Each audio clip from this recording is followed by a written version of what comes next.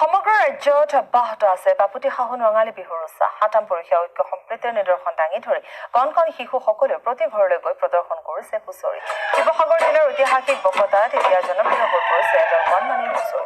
প্ৰথমবাৰৰ বাবে উলিওৱা নঙলা মৰা ৰংমন চেমনীয়া হুঁচৰি দলটিয়ে এতিয়া সকলোৰে সমাদৰ বুটলিবলৈ সক্ষম হৈছে। কম বয়সীয়া ঢুলীয়া দেখুওৱা নাচনী দলটি এতিয়া আমন্ত্ৰিত হৈছে বিভিন্ন বিহু মঞ্চলৈ।